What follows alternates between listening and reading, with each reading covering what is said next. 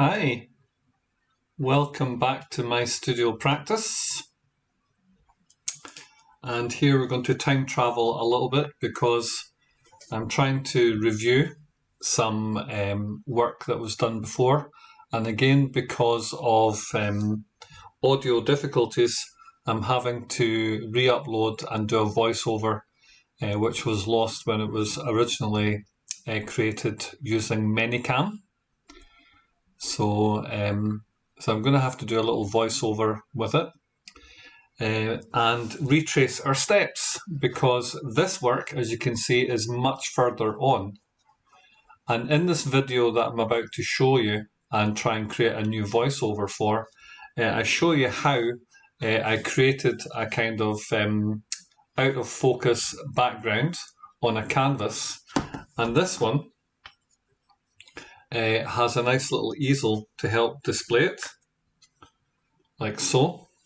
You can stand it up, but maybe the impact of that is kind of lost on us by doing it that way. So it's a little easel gift.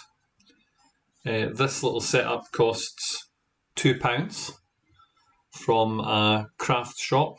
So I thought I'd buy a couple and give it a go. And this here is me, attempting to address a failing in my own creative repertoire, in that I don't typically tend to work alla prima in one go. I don't always work wet and wet. And also, because I've got ME, chronic fatigue syndrome, I can't really concentrate for incredible lengths of time. And so I tend to just work in 1 hour blocks when I'm feeling like it, when I'm feeling up to it. An hour is a maximum. So by that time, some of the paint has dried and I'm not fully working wet on wet again. But I am trying to do that, and I'm trying to turn over my artwork. It would be nice to complete one in a session, but what I'm typically finding is that my projects are very long, very involved, very detailed, and they involve quite a commitment to view them as well as to create them. Whereas with these, what I'm trying to do is perhaps create smaller works, try and get it done alla prima in a single setting, working wet on wet. But this is now 2 hours in, and it's been left for 2 hours within 48 hours. And so I'm not working truly wet on wet and in the alla prima mode. And at the same time, I'm trying to do this voiceover while enjoying my own homemade wheat beer. Well, it's cloudy. So, with no more ado, we're going to scoot over into the playback and show you the video that created the very start of this work and the priming of that other canvas. I hope you enjoy it.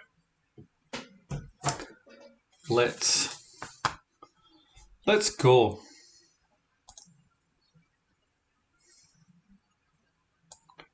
Okay, over to the video, and let's refresh that, so we'll go right back to the start. And here we are, right back at the start, right back at the playback. Let's refresh that page and go right back to the start. Okay, so here I have all my items. I've got this lovely canvas. It's from the Dobie's Garden Centre, and it comes with an easel.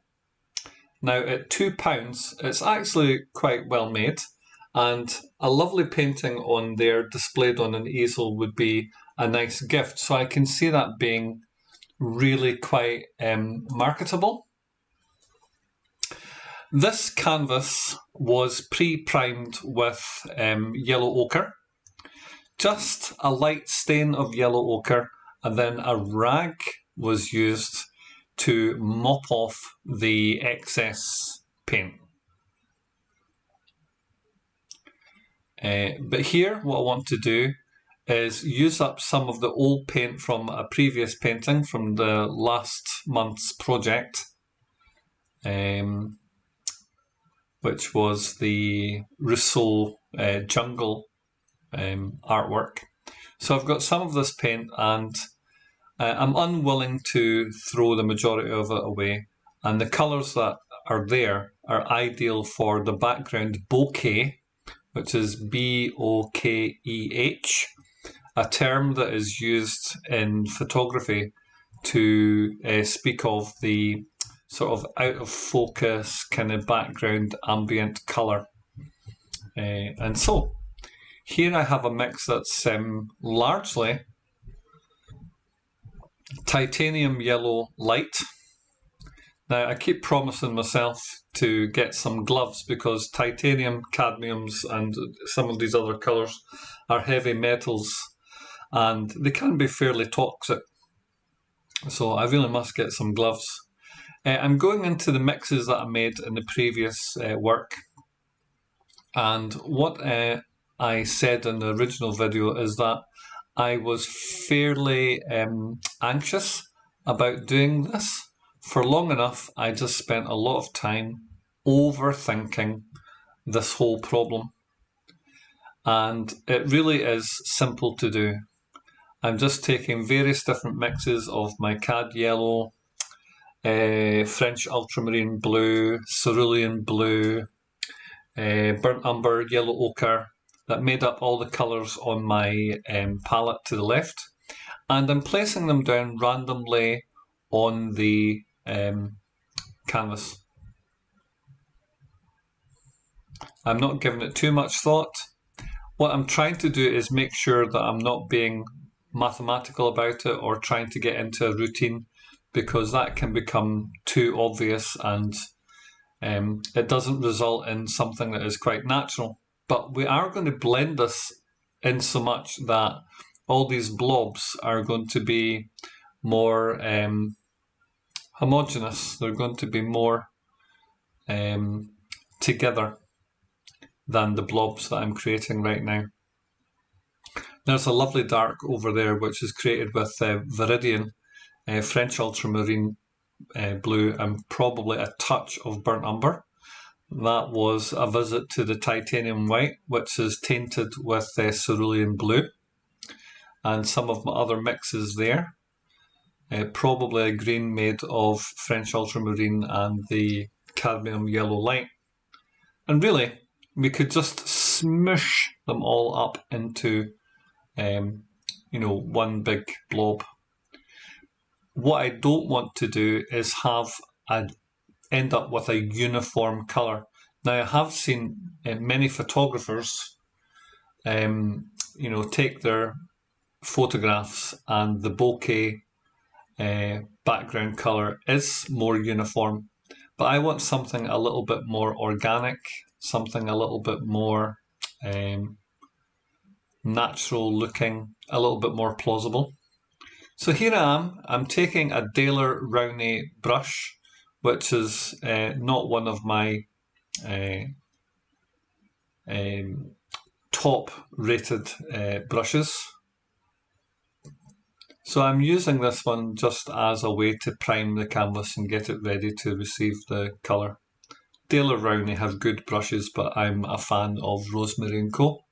I'm not sponsored by that company, but I do favour their brushes because they have a good range, but also in terms of choosing, they create a catalogue which has life-size photos, and it makes it easier for someone like me who have periodic times where it's difficult to concentrate. Looking at a catalogue with life-size photos of the thing that you're about to purchase really makes the act of purchasing very, very easy. So their paintbrushes, Rosemary and Co paintbrushes, are exceptional. But as well as that, it makes the purchasing more accessible for people who have limitations such as myself. So, and I suppose that's an inclusive thing and something to be favoured. Anyway, I'm working round the outside of the canvas here, making sure that I'm doing the edges. I did it when I laid down the original yellow ochre. I'm doing it again now that I'm applying all these colours. And now I am ready, I think, to start the smooshing. So in my hand right now is a Rosemary and Co foliage and texture brush. And it's a nice brush for stippling in leaves. But now, this is Rosemary and Co smooshing brush. It's very, very soft. It's got a rounded ball end. And it's an accident. They didn't mean to produce it to this specification. They sold it as a limited edition. I grabbed it, and it seems to be ideal for just swirling all these colours into a softer blended mix. In trying to create something which is out of focus, what we need to do is eradicate detail and soften the edges to make it more homogeneous, more heterogeneous, more together. And as you can see already, just the smooshing brush is living up to its name. It's just softly smooshing all the colours together. And in reality, you know, that was just so easy to do.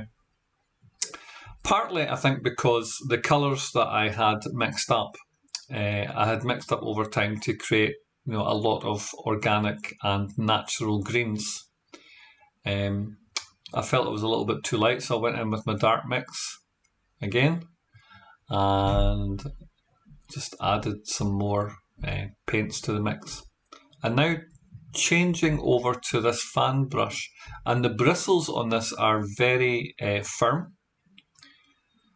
And the reason I purchased it again was for foliage on trees, but also if I'm painting on a larger scale, when I feel able to do that, it's perfect for painting bird feathers. The shape of it, the kind of teardrop fan shape, is very, very similar to many of the feathers covering the underside of the bird, so it's perfect shape. But also it creates these striations in the paint, which you can see just now. There's really some feathering going on just by using this brush alone. It almost guarantees feathering. Fan brushes are often used for, you know, things like painting in grasses and such like. So it is managing to gently, ever so gently, stroke together the paints and create a kind of blurring effect. Now, so as I don't become too obvious, I'm rotating the canvas and doing it again from the other side. Also, I could experiment later with rollers and apply the paint initially with rollers and then see if rolling can help make a surface which is blurred. Now there's a large patch there which has caught my attention and just seems to be a little bit abrupt compared with what is going on. But if I view it through half-closed eyes, I could imagine that there's some variety of foliage in the background. But I'm still not satisfied, so you'll see that I change angle and I start working diagonally from top right to bottom left. I'm trying to do single long strokes. And then I change direction again. You get the idea, just gently smooshing it all together. Now ultimately I could have done what I did with the original staining of the canvas. I could have applied it all down, gotten a rag and just smeared off the excess, just rubbed it. But here I'm experimenting with different ways of working with the paint. I've still a lot to learn about the way that paint actually feels and how it moves on the surface, and also about getting the mixture right. Now, in terms of fat over lean, this mix right now has got a fairly decent amount of linseed oil in it. And so that means when I start painting on top of this, I'll have to make sure that the paints that I use have got, an equivalent amount of linseed to observe the fat over lean principle. So back to the smooshing brush again, trying to work on areas of interest or areas that I feel maybe don't quite work to my own preferred aesthetic. Especially that big blob on the bottom left now. Now that I see it now, it is, in hindsight, it is troubling me a little bit. So I can see why I worked on that area. But also, if you can perform this procedure once, you can perform it multiple times. So there is no reason why, after having attempted something like this, you can't just go back, get more paint, and work on it again until you are. So this is what I'm learning about oil paint. The real joy of oil paint is that you can work things up successively. And so here I've gone from a canvas, which is to be displayed on that easel, to a canvas board that I'd worked on previously. Similar colours to the ones that I've used right now, but I put in some warmer pinks, some very pale blues, and some sienna mixes that I had, just to try and create a kind of more floral bokeh in the background.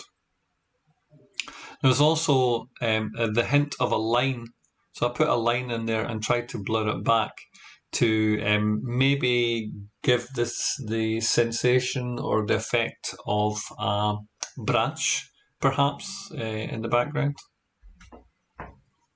So the canvas board is the one that we saw in the at the start in the introduction, and since then a hummingbird has been painted on it with no preliminary drawing, just straight in with the paint.